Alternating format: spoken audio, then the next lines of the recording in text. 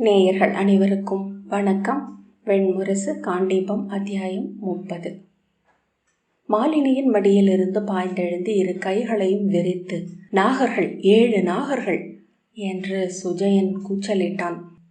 நான் நாகர்களை ஒவ்வொருவராக கொன்று, நிறைய நாகர்களை கொன்று என்று சொன்னபடி கையில் இருந்த சிறிய மூங்கில் வில்லை எடுத்துக்கொண்டு குறுங்காட்டை நோக்கி ஓடினான். மரநிழல் ஒன்று அவனுக்கு குறுக்கே விழுந்து நெளிய திகைத்து நின்று உடல் நடுங்கிய பின் பறவை ஒலி போல் அலறி வில்லை கீழே போட்டுவிட்டு திரும்பி ஓடி வந்து மாலினியின் மடியில் ஏறி அமர்ந்து கொண்டான். வீரர் என்ன சென்ற விரைவிலேயே திரும்பிவிட்டார் என்றாள் சுபகை. போ, நீ கெட்டவள் என்று அவளிடம் சொல்லிவிட்டு அவன் மாலினியின் மார்பில் முகம் புதைத்தான். என்ன சொல்கிறீர்கள் இளவரசே என்று அவள் அவன் கன்னத்தை பற்றினாள். என் மாவீரன் அல்லவா, அரசனுக்கு அரசன் அல்லவா, சொல்லுங்கள். அவன் கண்களை விழித்து, அங்கே அவ்வளவு பெரிய நாகம், பாதாளத்திலிருந்து அது வந்து படுத்திருக்கிறது என்றான். யானை நாகம் அது. மாலினி அவன் தலையை தடவியபடி, நாம் சொல்வனவற்றில் அவன் எதை கேட்கிறான், அவை எங்கு சென்று எப்படி உருமாறுகின்றன என்று யார் அறிவார் என்றாள். சுபகை, பாதியைத்தானே கேட்கிறார், எஞ்சிய நேரம் துயில் என்றாள். அரிதுயில் என்றாள் மாலினி. நாம் சொல்லாத கதைகள் அவன் துயிலுக்குள் வளர்கின்றன. சுபகை, ஆம், இவரை பார்க்கையில் ஒரு சிறிய விதை என்றே தோன்றுகிறது என்றாள். அல்லது ஒரு துளி நெருப்பு என்று மாலினி சொன்னாள். அவனுக்குள் இருக்கும் ஆத்மன் துயிலில் எழுந்து அமர்ந்து கேட்டுக்கொண்டிருப்பது போல் எனக்கு தோன்றுமடி. சுஜயனை வருடி, ஆத்மனுக்கு அனைத்தும் தெரியும் என்பார்கள். இங்கு அது அடைவதெல்லாம் நினைவூட்டல் மட்டுமே என்றாள் மாலினி. சுபகை குனிந்து சுஜயனின் கண்களை பார்த்து, இக்கண்களுக்கு எல்லாமே தெரியும் என்றே தோன்றுகிறது என்றாள். சுஜயன், எனக்கு எல்லாமே தெரியும் என்றான். என்ன தெரியும் என்றாள் சுபகை. அர்ஜுனரும் சித்ராங்கதையும் விளையாடினார்கள் என்றான். என்ன விளையாட்டு என்று சிரித்தபடி கேட்டாள். பாம்பு விளையாட்டு என்று அவன் சொன்னான். மாலினியின் கண்களை பார்த்த பின், என்ன பாம்பு விளையாட்டு என்றாள். இருவரும் பாம்பாக மாறினார்கள் என்ற பின் அவன் மூக்குக்குள் கையை விட்டு துழாவியபடி கண்களை உருட்டி தலையை அசைத்தான். சொற்களுக்காக அவன் முட்டி ததும்பி பின்பு எழுந்து நின்று கைகளை விரித்து, அர்ஜுனர் அவர் பெண் பாம்பு, சித்ராங்கதை ஆண் பாம்பு என்ற பின் கைகளை பிணைத்து அப்படி விளையாடினார்கள் என்றான். அதன் பிறகு என்ற பின், அதன் பிறகு சித்ராங்கதை பெண் பாம்பு, அர்ஜுனர் ஆண் பாம்பு என்றான். சுபகை வியந்து வாயில் கை வைத்து, ஐயோ என்றாள். நாம் இவர் துயிலும் போது பேசுகிறோம், எங்கோ ஒரு செவி நம் குரலுக்காக வைத்திருக்கிறார் என்றாள். இல்லையடி, நாம் சொன்னவற்றிலிருந்து அவனது ஆத்மா நீட்டித்து கொள்கிறது. ஜாக்ரத் புற உலகு என்றால் அதை அறியும் ஸ்வப்னம் ஆத்மாவின் உலகம், சுஷுப்தி ஆன்மாவை ஆளும் தெய்வங்களின் உலகம், துரியம் பிரம்மத்தின் உலகத்தை சார்ந்தது என்றாள் மாலினி. அவள் கன்னத்தை பற்றி திருப்பி, நான் பார்த்தேன் என்றான் சுஜயன். என்ன பார்த்தீர்கள் என்று சுபகை கேட்டாள். அர்ஜுனர் அவ்வளவு பெரிய வாள், இல்லை 3 வாளால் சித்ராங்கதையை வெட்டினார் என்றான் திகைப்புடன். ஏன் என்றாள் சுபகை. ஏனென்றால் அவள் பெரிய வாளால் அர்ஜுனரை வெட்டினாள். இருவரும் ஒரே குருதி, அவ்வளவு குருதி, சிவப்பாக 7 குருதி என்றான். சரி என்றபோது சுபகையின் விழிகள் மாறி இருந்தன. அந்த குருதியில் அவர்கள் பாம்பாகி என்ற பின் அவன் வாயில் கட்டை விரலை விட்டு சுபகையை நோக்கி பேசாமல் இருந்தான். சொல்க இளவரசே என்றாள் மாலினி.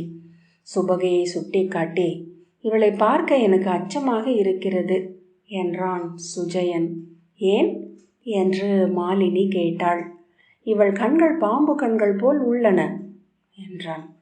என் கண்களா என்று சுபகை அருகே வந்தாள். அருகே வராதே, நீயும் பாம்பாகிவிட்டாய் என்றான் சுஜயன். வேறு யார் பாம்பாக இருந்தார்கள் என்று மாலினி கேட்டாள். அவர்கள் இருவரும் பாம்பாக இருந்தார்கள். இருவர் விழிகளும் பாம்பு போல் இமைக்காதிருந்தன. இதோ உன் விழிகளும் அப்படித்தான் உள்ளன.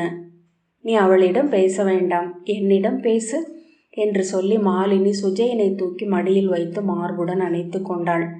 எனக்கு அவளை பிடிக்கவில்லை என்றான் சுஜயன். நீ அவளிடம் பேச வேண்டாம் என்று மாலினி அவன் கன்னங்களை முத்தமிட்டாள். பின்பு, எதற்காக அவர்கள் வெட்டி கொண்டார்கள் இளவரசே என்றாள். அவர்கள் பாம்பாக இருந்து தண்ணீரில் நீந்தி கரையேறிய போது மனிதர்களாகிவிட்டார்கள். அப்போது 2 தேவர்கள் வந்து அவர்களிடம் என்ற பின் அவன் சிந்தனை செய்து தலையை சரித்து, தேவர்கள் இல்லை, பேய்கள் என்றான். பேய்களா என்றாள் சுபகை. நீ என்னிடம் பேசாதே, நீ பாம்பு கண்களுடன் இருக்கிறாய் என்றான். சரி, அவள் பேசவில்லை, நான் கேட்கிறேன். தேவர்களா பேய்களா என்றாள் மாலினி. அவன் 2 விரல்களை காட்டி, ஒரு பேய் ஒரு தேவர் என்றான். சிரித்தபடி, சரியாக சொல்கிறார் என்றாள் சுபகை. பேசாமல் இருடி என்று அவளை கடிந்தபடி மாலினி அவன் தலையை தடவி, சொல்க இளவரசே என்றாள். பேய், பிறகு ஒரு தேவன், இருவரும் வந்தனர். பேய் பெண்ணாக இருந்தது, தேவன் ஆண். இருவரும் கையில் வாள் வைத்திருந்தார்கள். அந்த வாளை அவர்கள் அர்ஜுனருக்கும் சித்ராங்கதைக்கும் கொடுத்தார்கள். அதை வைத்துக்கொண்டு அவர்கள் போர் புரிந்து ஒருவரை ஒருவர் வெட்டி கொண்டார்கள். இருவர் உடலிலும் குருதி வழிந்தது. பிறகு அவன் நாணம் கொண்டு 2 கால்களையும் குறுக்கி கைகளை நடுவே வைத்து கொண்டு உடலை இறுக்கினான். என்ன என்றாள் மாலினி. சொல்ல மாட்டேன் என்று அவன் தலையசைத்தான். சொல், என் கண்ணல்லவா என்றாள் மாலினி. சொல்ல மாட்டேன் என்று சொல்லி முகத்தை அவள் மார்பில் புதைத்து கொண்டான். ஆவல் தாழாமல் அருகே வந்த சுபகை, நீ என் அருகே வராதே, நீ கெட்டவள் என்றான் சுஜயன். சொல்லுங்கள் இளவரசே, நான் உங்களுக்கு கார்த்தவீரியன் கதை சொல்கிறேன். என்ன பார்த்தீர்கள் என்று அவள் கேட்டாள். சுஜயன் எழுந்து அவள் கழுத்தை தன் கைகளால் வளைத்து காதுக்குள் அவர்கள் நக்கி கொண்டார்கள் என்றான். அவள் ஏன் என்றாள். அவள் உடலில் இருந்த குருதியை அர்ஜுனர் நக்கினார். அர்ஜுனர் உடலில் இருந்த குருதியை அவள் நக்கினாள். சிவந்த பெரிய நாக்கு, நாய் போல, இல்லை புலி போல. சுபகை, எவ்வளவு நேரம் என்றாள். நிறைய நேரம், 7 நேரம் என்று அவன் சொன்னான். பின்பு நக்க நக்க குருதி வந்து கொண்டே இருந்தது என்றான். பிறகு என்றாள் சுபகை. அவன் அவளை பார்த்த பின், இவள் அரக்கி, சிறிய குழந்தைகளை தின்பாள் என்றான். அவளை நுண்சொல் ஏவி கட்டிவிடலாம், நான் உன்னுடன் இருக்கிறேன் இளவரசே என்று மாலினி சொன்னாள். சுஜயன், நீ நல்லவள் என்று அவள் கையை பற்றி தன் வயிற்றில் வைத்து அழுத்தி கொண்டான். அதன்பின் என்ன பார்த்தீர்கள் என்றாள் சுபகை. அதன் பின்னும் அதே போல ஒரு பேய், இன்னொரு தெய்வம். அந்த பேய் ஆண், அதன் தலையில் மணிமுடி இருந்தது. அந்த தேவதை நீண்ட ஆடை அணிந்திருந்தாள். காற்றில் அந்த ஆடை நெடுந்தூரம் பறந்தது, முகில் போல. அவர்கள் கையில் இருந்த வாளை மீண்டும் கொடுத்தார்கள். அதன் பிறகு அவர்கள் இருவரும் வாட்போர் புரிந்தனர். அதன் பிறகு குருதியை நக்கிக் கொண்டனர் அல்லவா என்றாள் மாலினி. எந்த தெய்வம் உருவாக்குகிறது இக்கனவுகளை? சற்றே பதறியவள் போல் மாலினியிடம் கேட்டாள் சுபகை. மாலினி, கனவுகளை கட்டுப்படுத்தும் சொற்கரைகள் அவனிடம் இல்லை என்றாள். சுஜயன், அதன் பிறகு அவர்கள் இருவரும் காட்டுக்குள் ஓடி ஒரு சுனையில் இறங்கினர். அதில் மீன்களைப் போல விளையாடினார்கள். பிறகு அவர்கள் காட்டுக்குள் சேற்றில் படுத்திருந்தார்கள் என்ற பின் கிளுகிளுத்து சிரித்து எழுந்து வந்து, அவள் இவ்வளவு சிறிய குழந்தை என்றான். யார் என்றாள் சுபகை. அவள்தான் சித்ராங்கதை, இளவரசி என்றான். அர்ஜுனர் இவ்வளவு சிறிய குழந்தை என்று கையால் மேலும் சிறிய அளவை காட்டினான். இவ்வளவு சிறிய குழந்தைகளா? புழுக்கள் போல இருப்பார்களே என்றாள் மாலினி. புழுக்களைப் போல என்று சொன்ன பின் அவன் விரலை நெளித்து, புழுக்களை போன்ற குழந்தைகள், அவர்கள் அருகருகே ஒட்டி கொண்டு படுத்து அழுதார்கள் என்றான். அழுதார்களா என்றாள் மாலினி. அழவில்லை என்று அவன் தலையை அசைத்தான். அசையாமல் அப்படியே படுத்திருந்தார்கள் என்றான். அதன் பிறகு என்று சுபகை கேட்டாள். அதன் பிறகு நான் அந்த காட்டை விட்டு வந்தேன். வானத்தில் 3 கழுகுகள் என்ற பின் அவன் அதை அழிப்பது போல் சைகை காட்டி 7 கழுகுகள் யானைகளை தூக்கி வந்தன என்றான். அவ்வளவுதான், தெய்வம் மலைக்கு திரும்பிவிட்டது என்றாள் சுபகை.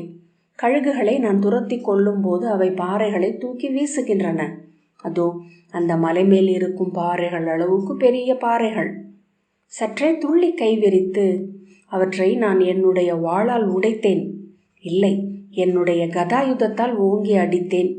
ஆனால் என்று திக்கலும் விரைவுமாக சுஜயன் சொன்னான். என்னுடைய கதாயுதம் மிகவும் பெரியது, கரிய இரும்பு அது. அதை வைத்து ஒரே அடியில் இந்த பாறைகளை உடைக்க முடியும். ஓடி சென்று 2 கைகளை விரித்து அங்கிருந்த மரத்தை காட்டி, அந்த மரத்தை நான் ஒரே அடியில் உடைப்பேன் என்றான். மாலினி சுபகையிடம், மிகச் சரியாகவே சென்றடைந்திருக்கிறான் என்றாள். எனக்கு புரியவில்லை என்றாள் சுபகை. ஏனெனில் நீ காதலையும் காமத்தையும் அறிந்திருக்கிறாய். நான் இளைய பாண்டவனை அன்று பிறிதொரு ஆண்மகனை தொட்டதில்லை என்றாள் மாலினி.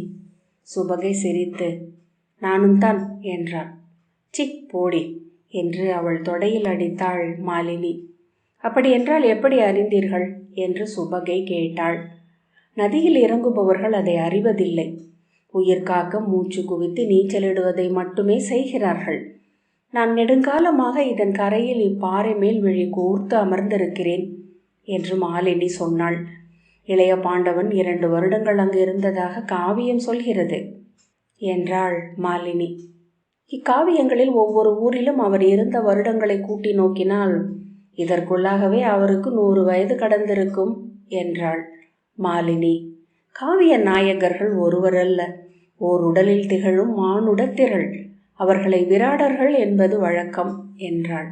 காட்டிலிருந்து ஆணும் பெண்ணுமாக உருமாற்றமடைந்து அவர்கள் இருவரும் அரண்மனைக்கு வந்தபோது மணிபுரி நகரமே திகைத்தது. அவர்களுக்கு பின்னால் நகர மக்கள் சொல் விக்கியவர்களாக 1000 படகுகளில் தொடர்ந்து சென்றனர். அமைச்சரும் அரசியரும் அரசரும் உண்மை என்னவென்று அறிந்திருந்தனர். பிறருக்கு அது எண்ணி பார்க்க அகம் பதைக்கும் கனவு போல இருந்தது. கொலை வாளும் கொடும் சினமும் கொண்ட இளவரசர் விழி கணிந்து உடல் குழைந்து இளவரசி என வந்தாள். சுடரென ஒளி கொண்டு உடல் நெளிந்த நடன பெண் இளங்களிறு போன்ற ஆண்மகனாகி உடன் வந்தான் என்றாள் மாலினி. அதற்கிணையான ஒன்று கதைகளிலேயே நிகழ முடியும் என்பதனால் ஒவ்வொருவரும் கதைகளுக்குள் புகுந்து கொண்ட உணர்வை அடைந்தனர். சித்திரபாணனின் அவையில் இருவரும் சென்று நின்றபோது ஒற்றை மூச்சொலியாக முகங்கள் செறிந்த அவை ஒலித்தது. அங்கிருந்த குடிமூத்தார் சிலர் அதை நோக்க முடியாதவர்களாக விழிகளை விலக்கி கொண்டனர். சித்திரபாணன் அவையினரை வணங்கி, மூத்த குடியினர் என் பிழை பொறுக்க வேண்டும். என் அரசி பெற்றது ஒரு மகளையே. மீண்டும் பெண் என்று அறிந்ததும் உளம் சோர்ந்து சென்று அன்னை மணிபத்மையின் ஆலயத்துப்படியில் அமர்ந்து விட்டேன். என் கண்ணீர் துளிகள் அங்கே விழுந்தன. என் சிறு நாட்டை சூழ்ந்திருந்த எதிரிகள் செய்தியறிந்து சிரித்து கொப்பளிப்பதைக் கண்டேன். உனக்கென எழுந்த இச்சிறு நாடு அழிவதே உன் சித்தமா என்று அன்னையிடம் கேட்டேன். என்றோ அழியும் என்றால் அது இன்றே அழிக. இப்படிகளிலிருந்து எழுந்து செல்ல மாட்டேன்.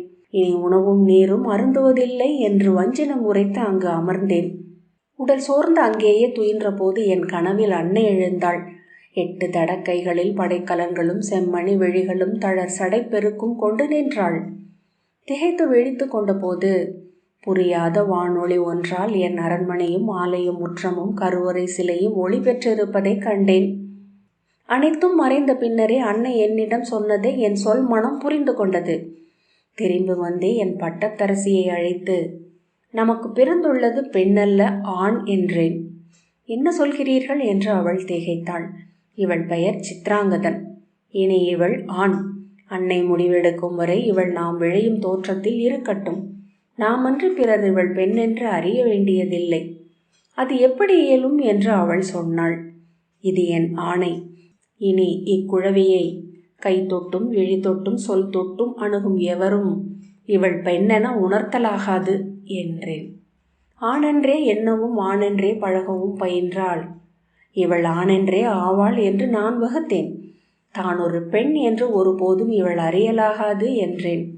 சின்னாட்களிலேயே பெண்ணென இவள் பிறந்த செய்தி அரண்மனையின் ஒரு சில உள்ளங்களுக்குள் ஆழ புதைந்து மறைந்தது.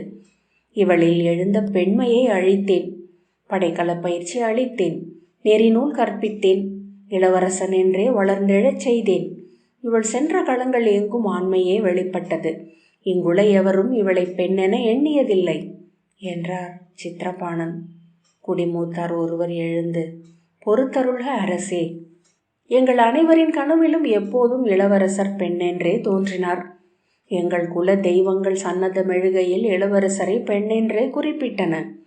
உண்மையில் எங்குள்ள குடிகள் அனைத்தும் அறிந்திருந்தோம் அவர் பெண்ணென்று. அதை எங்கள் உள்ளத்தின் முற்றம் வரை கொண்டு வர நாங்கள் துணியவில்லை. பல்லாயிரம் சொற்களால் புனைந்து அவரை ஆணென உளம் கொண்டோம் என்றார். புன்னகையுடன் ஆம் என்றார் அமைச்சர். திகைத்து தன் தேவியை நோக்கிய பின் சித்திரபாணன், நானும் என் கனவில் அவளை பெண் என்றே உணர்ந்தேன் என்றார். சித்திராங்கதை இதழ்களில் நாண புன்னகை தவழ விழி சரித்து, என் கனவுகளிலும் எப்போதும் நான் பெண்ணாகவே இருந்தேன் தந்தையே என்று இனிய மென்குரலில் சொன்னாள். பட்டத்தரசி நகைத்தாள். பெண்ணென தன்னை உணராத இவள் உடல் பெண்ணுரு கொண்டு வந்த இளைய பாண்டவரை அறிந்த விந்தையை தெய்வங்களே அறியும் என்றார் சித்திரபாணன். அன்று சிவதையின் கரையிலிருந்து எல்லைப்புற ஊரிலிருந்து திரும்பிய போது இளவரசியின் உடல் பெண்ணென தன்னை அறிவித்தது. அதை சேடியர் என்னிடம் சொன்னபோது சினத்துடன் அரண்மனை மருத்துவரை அறிந்து உசாவினேன். அவர்கள் பிழை புரிந்தனர் என்றால் அக்கணமே கழுவேற்றவும் சித்தமாக இருந்தேன். ஏனென்றால் இளவரசி பிறந்த நாள் முதல் ஒவ்வொரு வாரமும் மருத்துவர்கள் அவளுக்கு பெண்மையை தவிர்த்து ஆண்மையை ஊட்டும் மருந்துகளை அளித்து வந்தனர். ஆண் குதிரையின் வெண்துளியை உயிருள்ள சிப்பியின் உடலில் வைத்து வளர்த்தெடுக்கும் மருந்து அது. 18 வயது வரை அவளை உடலெங்கும் பெண்ணெனும் பாவனையே இல்லாமலே நிறுத்தியது அம்மருந்துகளின் வல்லமைதான். உடல் அறியாததே அவள் உள்ளமும் அறியவில்லை. ஒவ்வொரு நாளும் புறச்சூழல் அவளை ஆணென்றே நடத்தியதால் ஆணென்றே இருந்தாள். இன்றென்ன நடந்தது என கூவினேன். மருந்துகளும் மந்தன சொற்களும் உடலையும் உள்ளத்தையுமே ஆள்கின்றன. ஆன்மாவை ஆளும் தெய்வங்களுக்கான தருணம் ஒன்று வந்திருக்கலாம் அரசே என்றார் முது மருத்துவர். ஒற்றர்களை அனுப்பி அங்கு என்ன நடந்தது என்று கேட்டு வரச் சொன்னேன். பால்குனை என்னும் பேரழகி அங்கு வந்ததை பற்றி மட்டும் அறிந்தேன். அவள் உள்ளத்தின் மந்தன சுனையை தொட்டு ஊற்றெடுக்க வைக்கும் ஒரு ஆணழகன் அங்கு வந்திருக்கலாம் என்பதே என் எண்ணமாக இருந்தது. அவ்வாறல்ல என்று உணர்ந்த போது என்ன சொல்வதென்று தெரியவில்லை. கந்தர்வர்களோ தேவர்களோ காட்டில் இறங்கி வந்திருக்கலாம் என்றனர் நிமித்திகர். என் பட்டத்தரசியிடம் சொல்லி தன் மகளிடம் உரையாடச் சொன்னேன். சேடியரையும் செவிலியரையும் அனுப்பி அவள் உள்ளத்தை அறிந்து வர ஆணையிட்டேன். அவளுக்கே என்ன நிகழ்கிறது என்று தெரியவில்லை என்றும் ஐயமும் அதிர்ச்சியும் கொண்டிருக்கிறாள் என்றும் சொன்னார்கள். இருண்ட தனிமையில் சோர்ந்து அமர்ந்திருக்கையில் அவள் இமை கசிந்து விழிநீர் வடிவதைக் கண்டு என்னிடம் சொன்ன செவிலி, அரசே, என் 50 ஆண்டு வாழ்க்கையில் 100 முறை நான் கண்டது இது. காதல் கொண்ட இளம் கண்ணியின் கண்ணீரேதான், பெரிதொன்றும் இல்லை என்றாள். அக்காதலன் யார் என்று அறிந்து வா என்றேன். கண்ணியே அறியாத காதலர்கள் அவளுக்கு இருக்கக்கூடும். அவள் சித்தமும் புத்தியும் அறியாமல் ஆன்மாவுடன் விளையாடி செல்லும் கந்தர்வர்கள் உண்டு என்றாள் அவள். மீண்டும் ஒற்றர்களை அனுப்பி உசாவிய போது பால்குனை என்னும் அப்பெண் சிவதையின் கரையில் இருந்த எல்லை சிற்றூரின் குடியினர் அத்தனை பேரையும் ஆண்மை கொள்ள செய்திருப்பதை அறிந்தேன். அவர்கள் தாங்களே படைக்கலம் ஏந்தி சென்று கீழ் நாகர்களை வென்றார்கள். அவள்தான் என்றது என் உள்ளம். என் அரசுக்குள் நேற்று வரை இன்று வந்தவள் அவளே. அவளை நேரில் காண வேண்டும் என்று இங்கு வரச் சொன்னேன். பெண்ணெழில் கொண்டு இங்கு வந்து நின்று அவளை கண்டபோது அவள்தான் என்று உறுதியாக அறிந்தேன். என் மகளை பெண்ணாக்கியது இப்பெண்ணழகை தானும் அடைய வேண்டும் என்ற பெண்ணுடல் விருப்பா என்று குழம்பினேன். நாள் முழுக்க அவை அமர்ந்து நிமித்திகருடனும் அமைச்சருடனும் மருத்துவருடனும் உரையாடினேன். அவர்கள் இணையட்டும், இங்கு எது நிகழ வேண்டுமோ அதை தெய்வங்கள் நிகழ்த்தட்டும் என்றாள் அரசி. அவ்வண்ணமே பால்குனையை இளவரசியின் வில் தொழில் ஆசிரியையாக அமர்த்தினேன். அமைச்சர் நகைத்து, இளவரசியின் பெண்மையை அவர் எழுப்பினார், அவரில் ஆண்மையை இளவரசி எழுப்பினாள். சிவனும் சக்தியும் ஒருவரை ஒருவர் நிகழ்த்தி கொள்கிறார்கள் என்கின்றன நூல்கள் என்றார். அர்ஜுனன் அவையை வணங்கி, பிறிதொரு கோலம் கொண்டு இந்த அவை புகுந்தமைக்கு பொறுத்தருள வேண்டுகிறேன். ஆனால் பெண்ணுரு கொண்டு இங்கு வந்தமையாலேயே அன்னை மணிபத்மையின் மண்ணை முழுதறியும் தகைமை கொண்டேன். பெண்ணென்று ஆகாதவன் புவியை அறிவதில்லை, முலை கொள்ளாதவன் படைப்பை உணர்வதில்லை. அம்முழுமை இங்கெனக்கு நிகழ்ந்தது என்றான். இளைய பாண்டவரே, உங்கள் கதைகளை கேட்டு எங்கள் மைந்தர் வளர்கிறார்கள். நீங்களே இங்கு எழுந்தருளியது அன்னை மணிபத்மையின் அருள். ஓர் ஊரை வெற்றி கொள்ளும் வீரர்கள் என ஆக்கிய போதே உங்களை நான் உய்தறிந்திருக்க வேண்டும் என்றார் சித்திரபாணன். உங்கள் குருதியில் எங்கள் குலம் காக்கும் மாவீரன் எழட்டும். அவன் பெயரால் மணிபுரி என்றும் நூலோர் சொல்லிலும் சூதர் இசையிலும் வாழ்வதாக. அர்ஜுனன் தலை வணங்கி தெய்வங்கள் அருள்க என்றான். வந்தவன் இளைய பாண்டவன் என்னும் செய்தி பரவிய போது வெளியே படகுகளிலும் புதர் தீவுகளிலும் நின்றிருந்த மணிபுரியின் மாந்தர் துள்ளி குதித்து கூச்சலிட்டனர். ஏரி நீரின் மீது பிரிதொரு அலை என உவகை கடந்து சென்றது. இளைய பாண்டவர் அவர், இந்திரபிரஸ்தத்தின் தலைவர் என்றான் ஒருவன். பெண் என்றாகி நம் நாட்டுக்குள் நுழைந்திருக்கிறார்.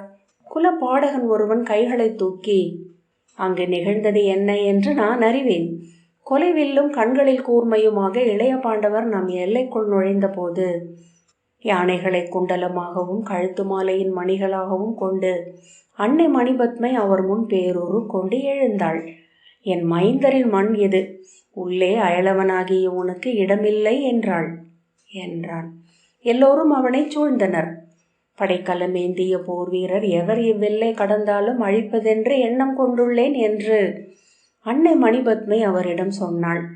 குட்டிகளுக்கு அருகே கண் துஞ்சாது கிடக்கும் அன்னை பெரும் பன்றினான். கண்கணிந்து அவர்களை நக்கிக் கொண்டே இருப்பவள். ஆனால் அயலவன் காலடியோசை கேட்டால் முள் விரித்து விழியெறிய சினந்து எழுவேன், குடல் இழுத்து நீட்டுவேன், அகல்க என்றாள். அன்னையை நோக்கி புன்னகைத்து தான் அறிந்த புருஷ மந்திரத்தால் தன்னை பெண்ணென்று ஆக்கிக் கொண்டார் விஜயன். தன் உருவை அன்னை மணிபத்மையின் உருவம் என்றே பூண்டார். இனி எனக்கு தடைகளில்லை அன்னையே என்றபடி எல்லை கடந்து உள்ளே வந்தாள். அவள் எழில் கண்டு அன்னை புன்னகைத்து, நீயே நான், இனி உன் குருதி இம்மண்ணில் விளையும் என்று மொழியளித்தாள் என்றான் பாணன். அன்னை மணிபத்மையே பால்குனை என்னும் பேரழகு தோற்றம் கொண்டு இம்மண்ணுக்கு வந்தாள். அன்னை வாழ்க, அவள் கால் பட்ட இம்மண் வாழ்க, அவள் விழி தொட்ட எங்கள் குடி வாழ்க என்று கூவினர் மணிபுரியின் மக்கள். அன்னை எழுந்தாள், அவள் அன்னை வடிவம் என்று ஒருவருக்கொருவர் கூவி கொண்டனர். அன்னை மணிபத்மையின் ஆலயங்கள் அனைத்திலும் அன்று சிறப்பு பூச்செய்கையும் பலிக்கொடையும் நிகழ்ந்தன. அன்னையின் காலடியில் வலப்பக்கம் அவளுடைய மானுட வடிவமான பால்குனைக்கும் மரத்தாலும் களிமண்ணாலும் சுண்ணக்கல்லாலுமான அழகிய சிறிய சிலைகள் அமைக்கப்பட்டு அவற்றுக்கு பூவும் மலரும் அளிக்கப்பட்டன. காண்டீபம் 30வது அத்தியாயம் இத்துடன் நிறைவு பெற்றது. நன்றி.